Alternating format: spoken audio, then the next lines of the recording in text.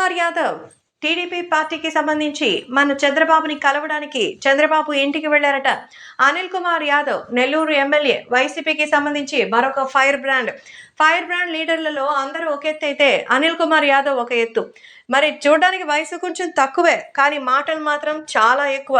ప్రధాని నరేంద్ర మోదీని సైతం వదలడు. మరి నోటుకొచ్చిన బండబూతులు మాట్లాడుతూ మరి మనం ఏ సమాజంలో ఉన్నాం, మీడియా చూస్తోంది అని కూడా లేకుండా, మరి దైవ సమక్షంలో ఉన్నామా లేకపోతే ఏదైనా స్కూల్ ఆవరణలో ఉన్నామా అని తెలియకుండా నోటికొచ్చిన మాటలన్నీ మాట్లాడారు. మరి ఎంత నీచమైనటువంటి కామెంట్లు కిందకొచ్చినా మనకెందుకు లేని తుడుచుకుని పోయాడు.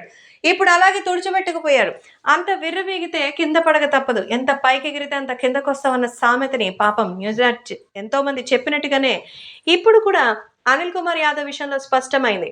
వైసీపీ బొక్కబోర్ల పడింది. ఒక్కటంటే ఒక్కరు కూడా ఈ ఫైర్ బ్రాండ్లు గెలవలేకపోయారు. అందులో అనిల్ కుమార్ యాదవ్కి అయితే దిక్కులేనటువంటి మెజారిటీ వచ్చింది. ఈ నేపథ్యంలో అనిల్ కుమార్ యాదవ్ ఓటమి వీళ్ళందరికీ గుణపాఠం అని చెప్పాలి. అయితే అనిల్ కుమార్ యాదవ్ ఓటమి చెందిన తర్వాత అనిల్ కుమార్ యాదవ్కి సంబంధించిన మిగతా విషయాల్లో సైతం భయం పుట్టుకుంది. అందుకే చంద్రబాబుని కలిసి శుభాకాంక్షలు అందించడానికి ఆయన వచ్చారు.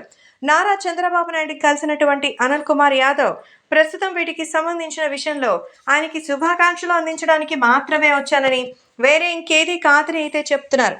ప్రస్తుతం నారా చంద్రబాబు నాయుడు మరి ముఖ్యమంత్రిగా ప్రమాణ స్వీకారం చేసిన వెంటనే తన ఇంటికి కుటుంబ సభ్యులతో చేరుకోగా కుటుంబ సభ్యులందరికీ కూడా ప్రత్యేకంగా అయితే శుభాకాంక్షలు అందించి